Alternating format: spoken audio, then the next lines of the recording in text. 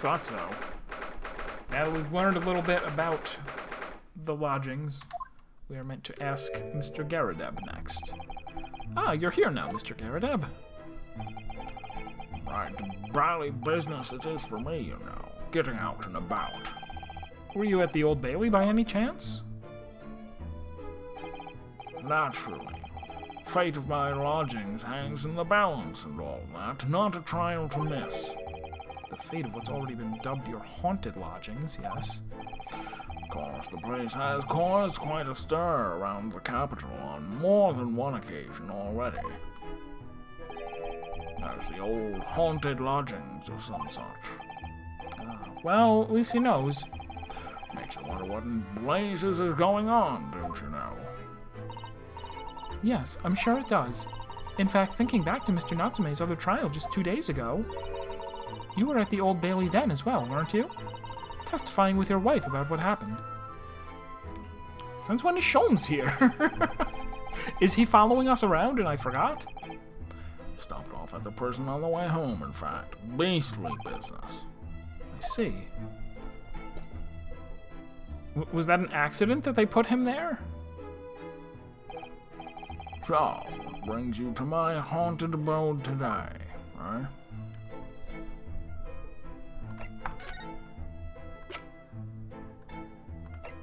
This one first. Take that. Mr. Garadeb, could I show you this? Quite a couple of days, as you can imagine. Afraid I'm rather tired. I've really got the energy in the old eyeballs, to be honest with you. Some other time, then. What about the picture? Can I show you that? Sure can. Could I ask you to look at this photograph? Is that your son who's with you there? No, not at all. He was a lodger here once. Duncan Ross was his name, not a pun. Duncan Ross. A street photographer happened to be passing, so I asked him to take a shot. Just for kicks, really. Was he by any chance the lodger before Mr. Natsume? Yes, that's right. Ah, the young gentleman who died in the room in mysterious circumstances. Just what Mr. Mustache was waiting for, one might say. Yes, young Duncan lived at the room at the top of the first flight of stairs, before that Japanese chap. Would you mind telling us a little more about him? Elaborate? Thank you. Yes, Duncan Ross, young chap was attending art school. Had to work to pay for it, mind. Moved into the middle floor room about a year ago after that criminal Soden was arrested. Young students are always on the hunt for rooms with a history behind them. A history of cheap rent, maybe, yes. Yes, well, anyway, it was one morning about a month ago now. Hadn't quite worked out the old trick of watching the gas lamps to see what my lodgers are up to at the time. So, sadly, I was rather tardy to discover what had happened. The smell of gas that alerted me it was. Ah, yes, synonymous with the smell of death. Called the police straight away, of course, and the officer kicked the door off its hinges. But once we got inside, we all barely collapsed. Because of the gas? Yes, the room was full of it. No air at all. The stove must have gone out while the poor chap was sleeping in his bed. So Mr. Ross suffocated to death. Yeah, of course. The police gave me a sound ticking off because the gas pipes were so old and all that. Can't tell you how much it set me back to have the lot replaced all over the house. But even after you had all that work done, Mr. Natsume says the same thing, that the stove goes out at night whilst he's asleep in bed. Well, that's a bally curse, the convict's curse. I've done my duty as a landlord now. Someone's feeling defensive. I heard, and I get, this is one of those things that it's like, I hope it's true. I hope I didn't read a thing 10, 20 years ago and just go, oh, that's truth. That when gas stoves were more popular in... I'm pretty sure this was in England specifically. Was it? Or am I making that part up? No, that's right. That when gas stoves were more popular, like early 20th century, that it was a popular suicide method? Like turning the light out, turning the gas stove on, and then just laying with your head inside there until you suffocated. And that when electric stoves became more prevalent, the suicide rate actually went down significantly. And it's kind of attributed to the fact that, hey, if you have a suicide method just right there, you know, that it makes a big difference, the sort of like out of sight, out of mind thing, like that for I guess for many people who are considering that that it's sort of an opportunity thing, like just knowing, oh, that's right there, I could, you know, do it in 10 minutes and you know, over and done with. But that if it's not there, then you go, well, I guess I'll just live then. Ow Callahonka is here and hosting, or is hosting and not here. Could be an auto host. Nobody knows. Your lodgings. Some fishy fellow from the Far East and a failed actor chap of questionable character, eh? We solved the case? Nope. We're on the right track, though. Arguably. Yes, the house does seem to have become something of a magnet for rum fellows of late. Thanks to that bally curse. The convict's curse, you mean? Ah, heard the stories, have you? Rotten scoundrel was arrested here, and the next chap in the room goes and keels over. Then there was that woman who dropped dead outside on the street, and not to mention the actor yesterday. Am I next, eh? Well, can't help but get the collywobbles, can you? I can help getting the collywobbles. When you say the woman who dropped dead outside on the street, do you mean Miss Green? Because Miss Green, who was stabbed by the knife, and Mr. Shamspear, who was poisoned last night, are both very much alive still. Yes, well, that's always that blasted convict's curse, it seems. Personally, I should be quite content with such lodgings. A bath, a toilet, a fireplace, a fascinating history. Why, it sounds like the lap of luxury. I'm not so sure about that. Well, there's no bath or toilet included, and no fireplace either. But you do look out for your tenants, don't you? By watching the rise and fall of the flames in your gas lamps up here. It never hurts to keep an eye on things, in case there are any mishaps and such like. I think you've had your mishap already, sir. It's not helpful, Mr. Sholmes. Heaven forgive me. The words just came to my lips.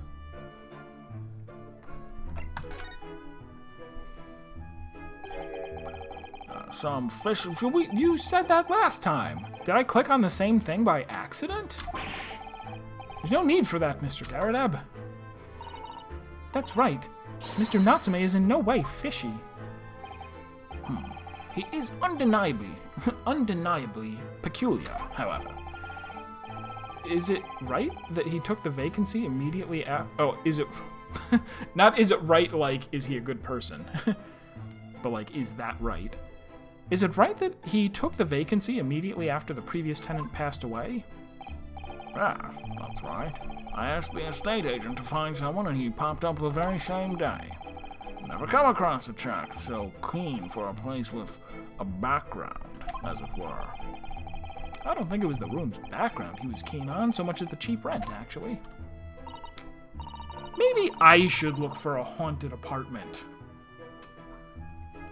So how long has Mr. Shamspear been lodging under your roof? That failed actor chap. Oh, let me see. Oh, of course. It's been 3 months now. Quite sure of it. Only 3 months? He's quite new here too, then. And to what do you owe your certainty in that regard, Mr. Garrideb, if I might ask? Well, that Selden scoundrel, as it happens. Selden? The convict, you mean? Do Selden and Shamspear have some kind of connection?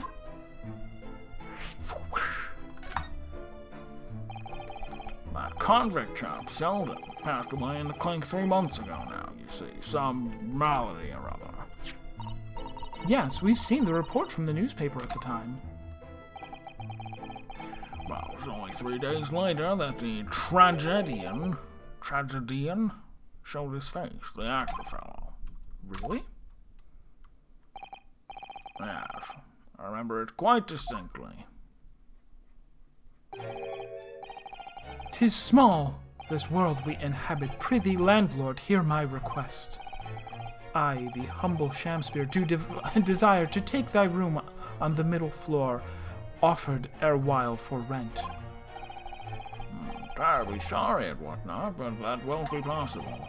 Already have a lodger on the middle floor. Ground floor room's vacant, bro. Oh, is he Selden in disguise? Like he faked his death? No, maybe not. Maybe he just knows Selden. Selden told him in jail, like, oh, I hid the One Piece treasure in my room, and now he's like, oh, well, I can't get into the room unless the all right, I've got it. He killed off the previous tenant who was in the middle floor upstairs from him, so that he could immediately go, hey, can I move into that room? But then, by pure luck, Mr. Natsume got the room the very next day, so he didn't have time to do that. So he probably has been trying to kill him by putting out the pilot light, and then when that didn't work, he was like, oh, come over, we'll talk about Romeo and Juliet. Poisoned one of the cups, poisoned one of the teacups, but then they got mixed, they got switched up. He pulled the one of the classic blunders. Never go in against a Sicilian when death is on the line. Nothing can be made out of nothing. Let me repeat mine will unto thee. Those cars must be muffling your ears. The room on the middle floor is taken. It's the ground floor or nothing. Very well, we have an accord. Well, glad to hear it. Welcome to Briar Lo, a Shamspear dance to celebrate. Alright, so I just figured out the whole case. From what I heard in court today, sounds like the chap was thieving gas. And he was 3 months before. What? He's only been here for 3. He hasn't paid you once? Man, I really gotta find a haunted apartment. Sounds great. Yes, it was 3 months in arrears with the rent, too. Yes, the fellow was a bally player, all right. What do you mean was? Doesn't he? He still lives there. Thank you for your candor, Mr. Garrideb. We are most grateful. By way of appreciation, allow me to say 1 or 2 words. Give me my robe. Put on my crown. I have immortal longings in me. What's happened to you? Shakespeare, my dear fellow, one of his most famous lines. I wish to divulge my own learning of the subject, for I have a turn in literature too, you know. Perhaps you could turn your attention to more apt lines, then. Like the out brief candle. That's always applicable. Ah, it reminds me, actually. Yes? About young Duncan. The night before the poor chap perished, he'd been writing a letter of affection to a young lady. A love letter, you mean? Yes, where did I put it now? Ah, here it is, left it on my desk. If you'll excuse me. Let me see now. What does it say? To my most beautiful and charming sweetheart. Do you think we should be reading such a personal piece of correspondence? My dear Miss Usato, that is precisely why I prefaced my reading with, if you'll excuse me. Counts. It counts. I will not excuse you, Mr. Sholmes, no. Sadly, he didn't address it at all, so I have no means of delivering the thing. Rather sad, really. I see. I see. That's going to play on my mind. Wait a second. We've already seen... We have seen this guy. He was in the picture with Miss Green. He was writing the letter to Miss Green. Okay. Got it. But really, the identity of Mr. Ross's sweetheart has no bearing on the case. I think we should leave well enough alone. Yes, suppose you're right. Indeed, the intended recipient's address is missing. However, there is a name attributed to the man's most beautiful and charming sweetheart. Mr. Sholmes, please, I've already had to chastise you about this once. My undying love to you, my colorful darling, Olive Green. Olive Green? The woman who was plunged into a coma after a knife plunged into her back about outside this house 5 plunges ago. The victim of the last case Soseki-san was in court for, who regained consciousness only yesterday. Is it just chance that her name has come up now? Could it possibly be a mere coincidence? Mr. Naruhodo, whatever can this mean? Reading personal correspondence can have its merits, you see, Miss Susato.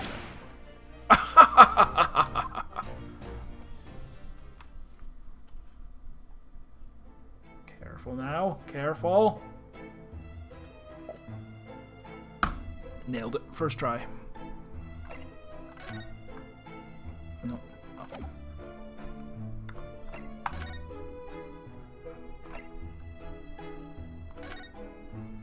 Does this match the... Nope, he doesn't care. Alright, where to then? Hospital? Oops.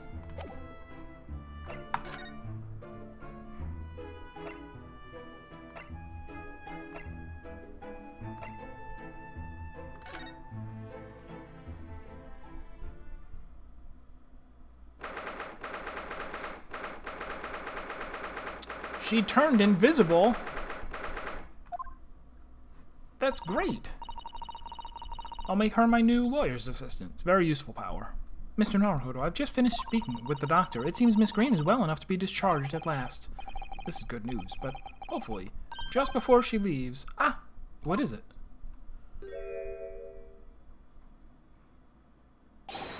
Miss Green!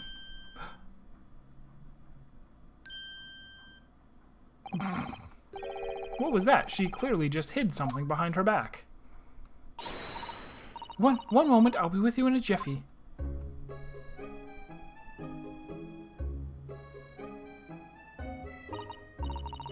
Oh, hello everyone. What are you all doing here? The doctor has said I can be discharged, so I'm just getting my things together. Miss Green, what were you just doing?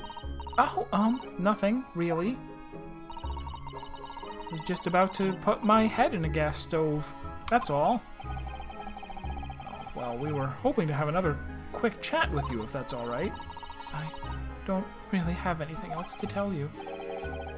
She's definitely behaving strangely. See if we can't coax something out of her.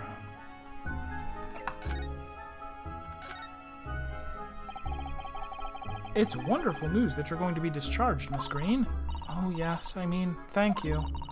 Once people are better, the hospital staff don't want them lingering and wasting space. Not people like me, anyway. So I don't think I should keep anyone waiting. I probably shouldn't stand around and chat. He certainly doesn't seem to be in the mood to talk, that's for sure. Maybe after I steal her drugs, she can talk to me. This is the card that Miss Green was looking at so intently before, isn't it? Mr. Naruhodo, we shouldn't be peeking at a young woman's private effects. Right, I should say peeking for gentlemen's effects only. You mustn't do that either. Maybe you, Mr. Sato, shouldn't be peeking into a young man's mind either. What have I told you about your telepathy? It's impolite. This is the bottle that Miss Green was just about to drink from when we arrived. Yes, she looked rather preoccupied, didn't she? Perhaps it's very bitter. I can't stand bitter medicine. I suppose that could be it. In fact, whenever a doctor prescribes me medicine for a number of days, I always take it all at once. Oh no! Well, if you have to take something you don't like, best to get it all out of the way in one go, isn't it? Oh dear. And I thought it was Miss Green I should be worrying about at the moment. Achievement unlocked, down in 1. For examining the medicine bottle? Alright, take that. Oh wait, do I not have the love letter? I guess I don't. I'll give her that instead. He is very stupid. Miss Green, we were hoping to ask you about someone. Mr. Duncan Ross. You knew him, didn't you? Ah! Oh, good. Oh no! I'm so sorry. The bottle of medicine fell down when she did. Do it. Do it, rat. Do it, rat. You won't do it. Drink it. Drink it and die. Drink it and die instantly. Oh, Miss Green, are you all right?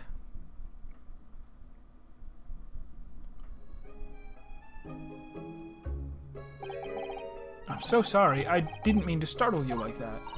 No, it's all right. I just wasn't expecting it. But how do you know about Duncan? Mr. Ross had been writing a letter when he passed away. The landlord found it in his room. It was a very personal letter to you.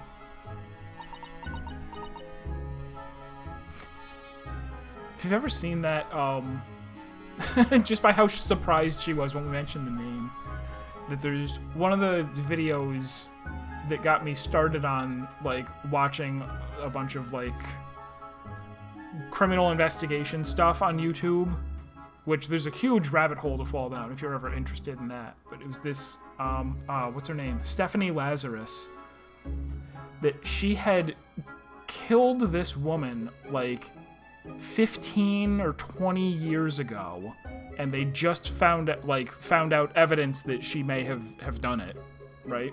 And she's a police officer now.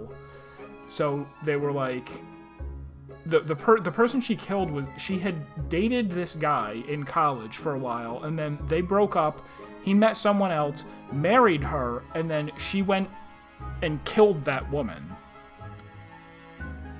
And when they found out and they suspected her, they were like, they knew, since she's a police officer, like, if we just say like we want to interrogate you as a suspect about this, this person who died 15 years ago, that she would be like, I'm not saying anything, I want a lawyer, because that's the thing you're really supposed to do if the police want to question you about something that they suspect you of doing. So they like talked to her under false pretenses of like, oh, we want to talk to you about this, this thing. And then they like brought up, do you know the name, and they said the guy's name, and you could tell, because they keep stopping, the person who posted the video keeps stopping it to like interject like, things about psychology.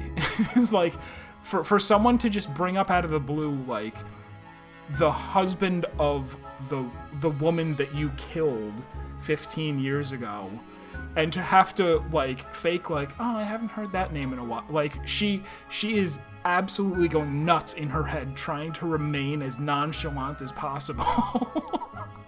I mean, it's also not funny. Like, she is a murderer. It's not really something to laugh about. But watching the interview and watching as they like creep closer and closer to like, did you ever go over to their house? Did you know this or that? and she's trying so hard to to act like, oh, it was such a long time ago. I hardly even remember the guy. It was at the art school. That's where I met Duncan a year ago now. And then you killed him. I got it. He was working to fund his studies. He dreamt of becoming a professional artist one day. And the two of you became romantically involved? Yes. that's right. We were very much in love. We were engaged to be married, actually. That's why he decided to move into a cheaper room to save money for the wedding. And that's what led him to Mr. Garradeb's. Yes, he told me he'd found the worst but cheapest room in the entire East End. And then 1 month ago, that's when it happened. We're so terribly sorry, Miss Green. Well, it's all in the past now, I suppose. Poor Miss Green. She looks desperately sad. I'm starting to think that's just her look. But now I see that she has every reason to feel the universe is against her.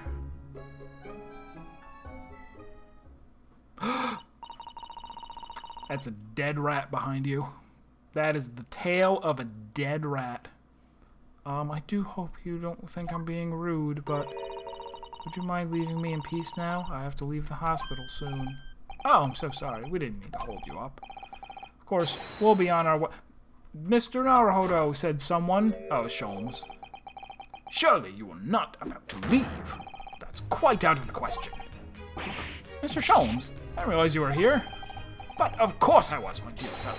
Watching intently from the shadows, as always. Well, make your presence known next time. It's dead. It's a dead rat. Mr. Sholmes, what's this about?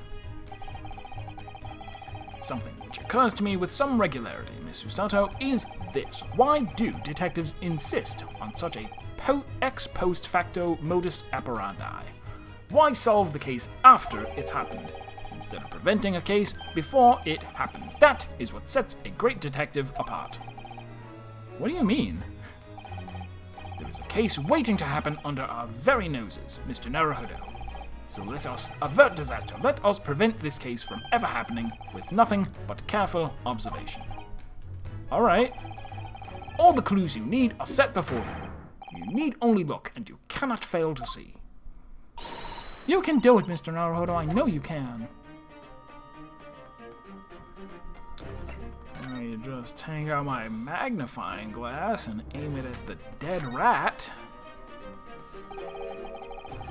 That mouse seems to be dead. Look, I didn't notice it there before, but Hitan did. I think perhaps it drank the medicine that spilled out of the bottle. But that's the bottle that Miss Green was about to drink from when we arrived. You don't think... Ah, I see you've come to appreciate the true nature of this scene. That of a tragedy about to take place.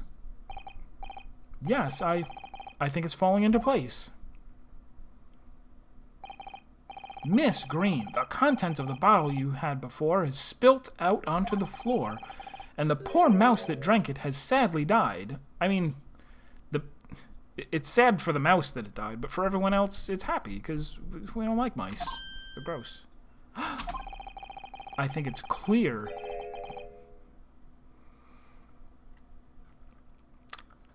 Clear is a very strong word. I don't think you know the effects of human medicines on mice.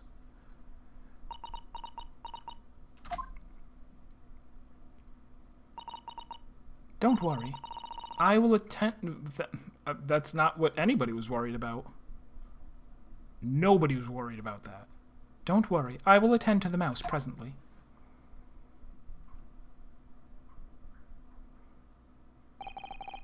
Miss Green, were you intending to go the same way as that rodent? To take your own life? Once we left, you would have put it to your lips again, wouldn't you? And taken the poison? No! Miss Green, please. Please talk to us.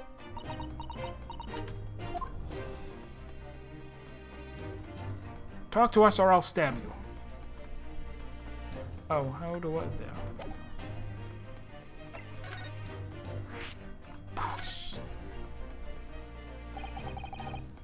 10 seconds later, and we would have arrived at a very different scene here. In all probability, we would not have enjoyed this most delightful conversation. Of course, perhaps it hasn't been quite so delightful from your perspective, Ms. Green.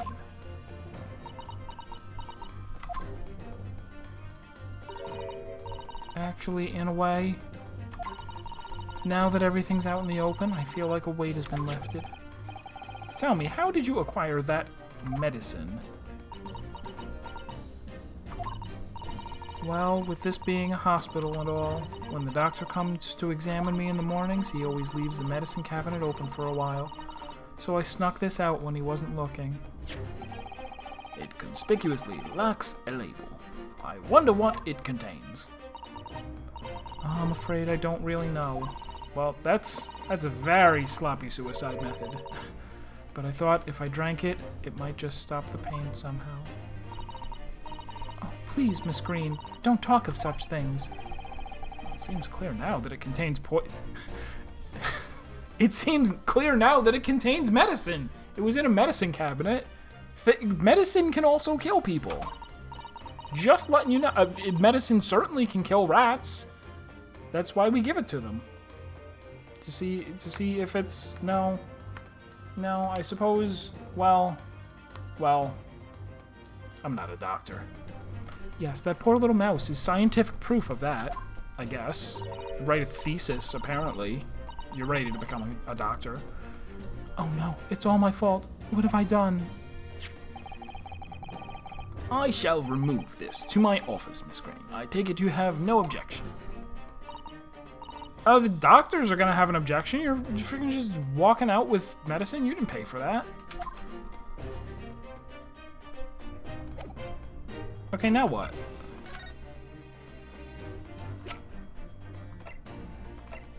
Now what?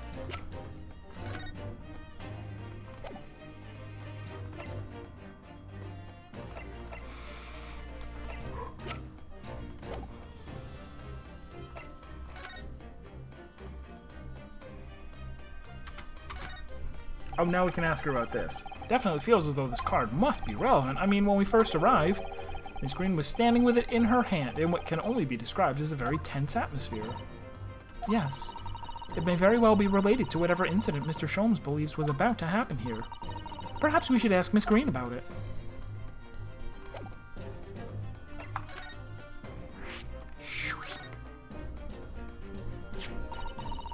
Neither the sender's name nor the address appear to be written on the envelope or the card. Oh, look at the rip. Look at the rip. It arrived by post at my home the day before the incident that put me in hospital here. I have information regarding the death of Duncan Ross.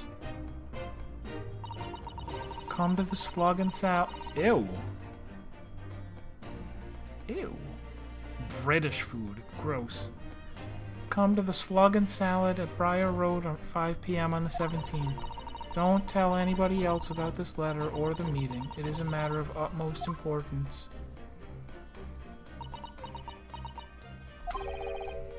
Wait a minute. The 17th of this month? That's the day you were stabbed on Briar Road.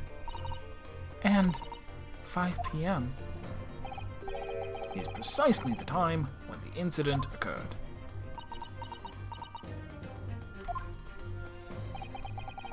The Slug and Salad, yes, a pub on the northern corner of Briar Road. Briar Road, being the street that Mr. Garab's house is on. Does this mean that... Yes, I'm sure you've guessed. That day when I was struck in the back by the knife, I was actually on my way to the Slug and Salad. Goodness! So that's what you were doing on Briar Road that day. I'm sorry I didn't say anything before.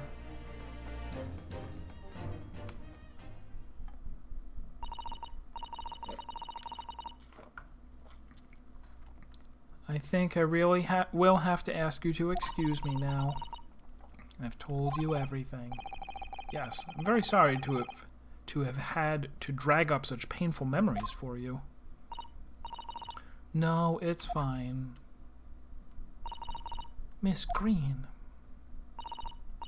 Please, promise us you won't try to do anything like that again. Yes, don't worry. Your detective friend has the bottle now anyway. And besides, I've been stabbed in the back and had a close shave with a bottle of poison, and I'm still here.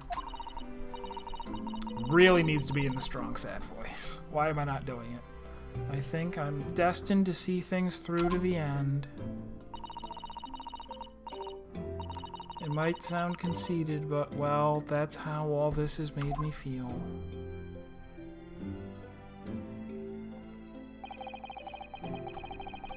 Leaving Miss Green and St. Bartholomew's behind, we made our way back to Baker Street with Mr. Sholmes.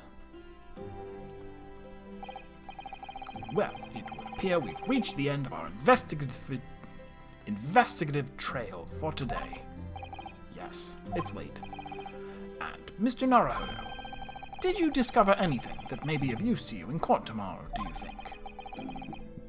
Details about Mr. Shamspear, Mr. Garrideb's lodgings, the convict Selden.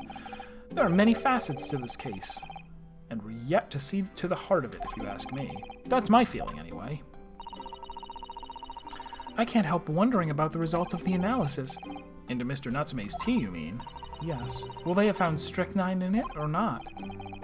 Well, I fear that either way, it will be hard to escape the grip of our friend, Mr. Reaper. Oh dear. Yes, Barak von Zeeks. But I wish you every success, of course, and though I was late to rise this morning, tomorrow will be a new dawn. I intend to spring from my bed at the crisp hour and attend the trial. Mr. Sholmes, you're going to come? Indeed. Whatever happens, I shall be there, assuming my eyelids cooperate in the morning. Well, I think we've done all we can. All that's left is to remain focused and keep fighting for Mr. Natsume's cause until the very end. London, the world's most prosperous city, home to some 6 million people. But away from the dazzle-razzle, down back alleys and behind bricked-up tax-free windows, the lonely lurk. Soseki-san had battled long and hard with loneliness during his many months here, and so I felt honor-bound to battle equally hard for my compatriot, to lift the curse that gripped him. As Mr. Sholmes said, tomorrow would be a new dawn for all of us.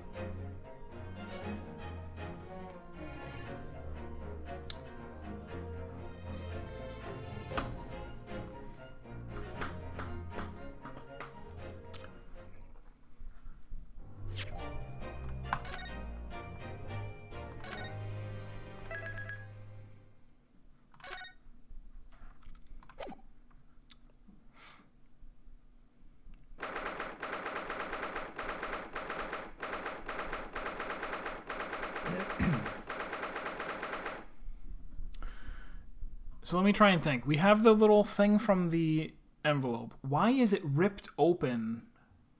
Why would a shred of the envelope be in his... Like, clearly we think that Shamspear is the one who wrote the letter to her to try to get her to the Salad and Slug.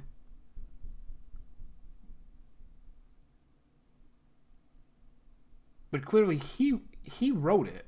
Right? He wrote it and sent it to her.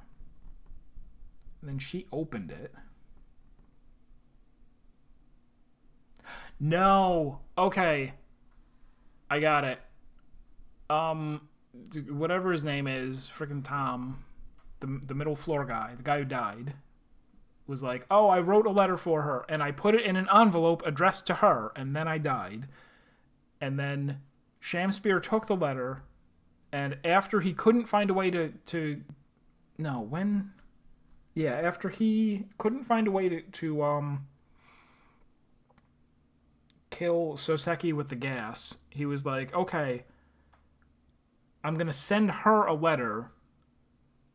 This envelope's already addressed to her, so I'm going to reuse the same envelope.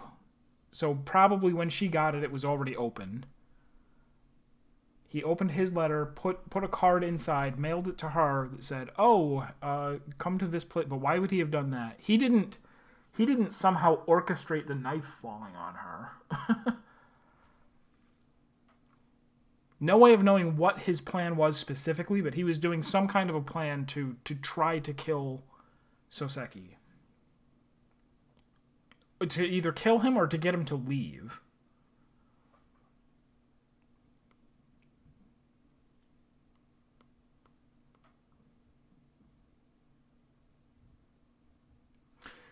All right. Well, I think I have most of it. Oh my god.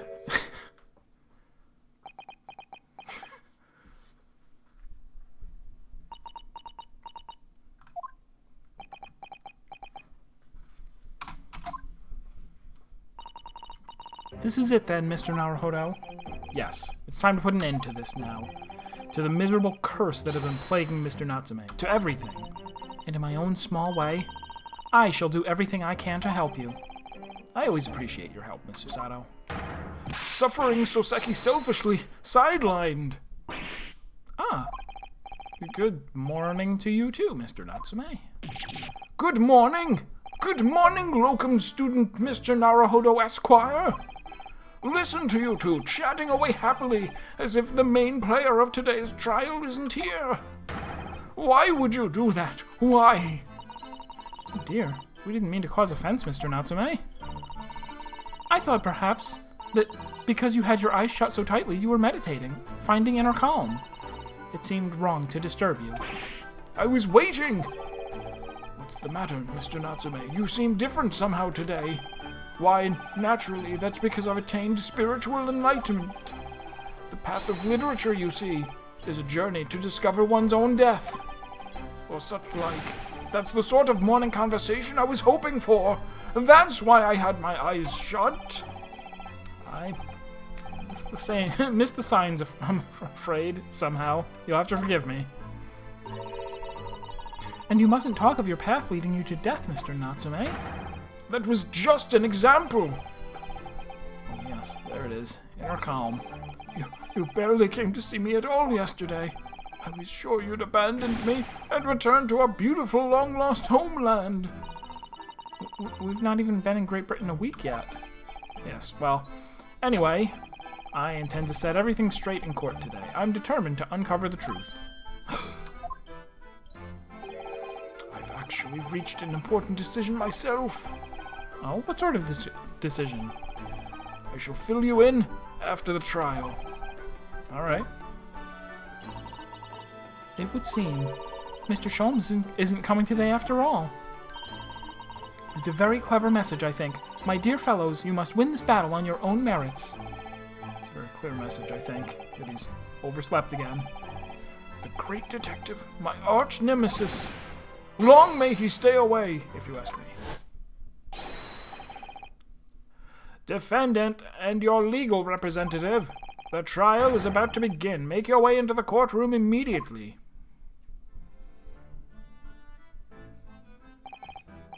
Today, once again, we face the Reaper. And when the Reaper stands for the prosecution, the people behind him get wine bottles in the face. But I don't believe in that legend any more than I believe in Soseki-san's curse. The truth is hidden here somewhere, and I won't let it escape me. I have to keep believing in my client and keep fighting to the very end. That's all.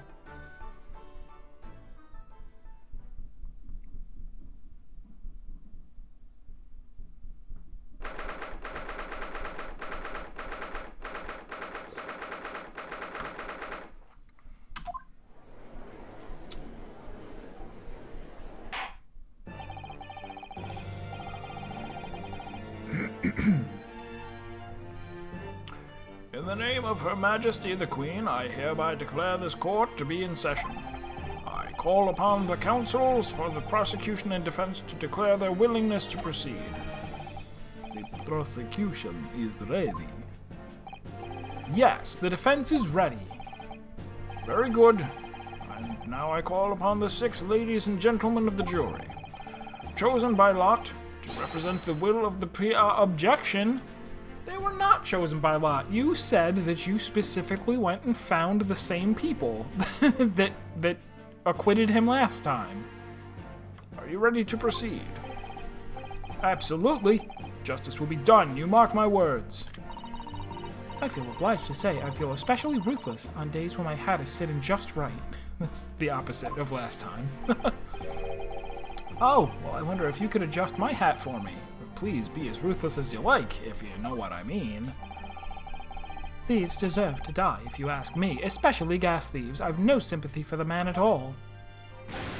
Look, I said it yesterday. I'll say it again now. I don't have time for this. I got my own problems. Oh, may the Lord show us all the light here and lead his flocks to a righteous verdict again today. Now, Lord Von Zieks, what can you tell us? The prosecution's report, please, for the court. In relation to the theory expounded by the defense yesterday regarding the defendant's tea. So he does have the results.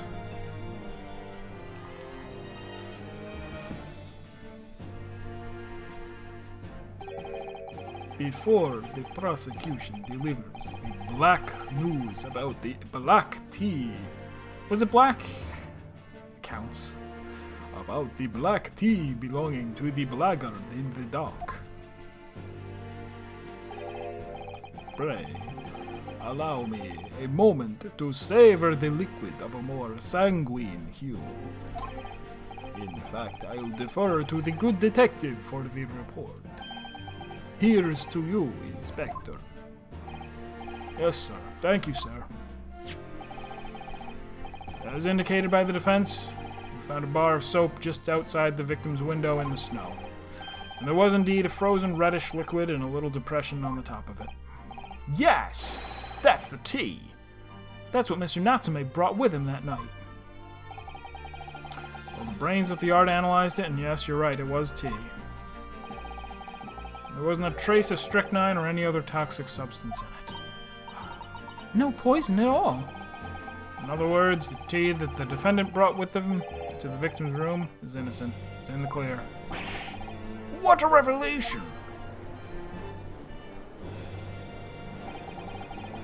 As I suspected. This makes it quite clear. The defendant, Mr. Soseki Natsume, is blameless here.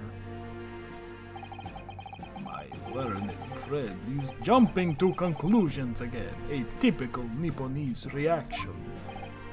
What? Yes, it's true. No poison was found in the few drops of liquid recovered from the soap on the window ledge. But what logic is that? Would you take a drop from the Thames and conclude that the water in the ocean isn't salty? My word! The water in the ocean is extremely salty, Counsel. I hereby take judicial notice of the salt in the ocean. Exactly. Unfit for drinking, just as the victim's tea was on the night in question, as the court has already heard. Bitter was the precise word from the lips of Mr. William Shamspeare,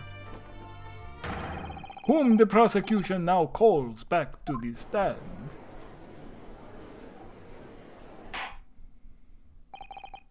Very well. I will uphold the prosecution's request.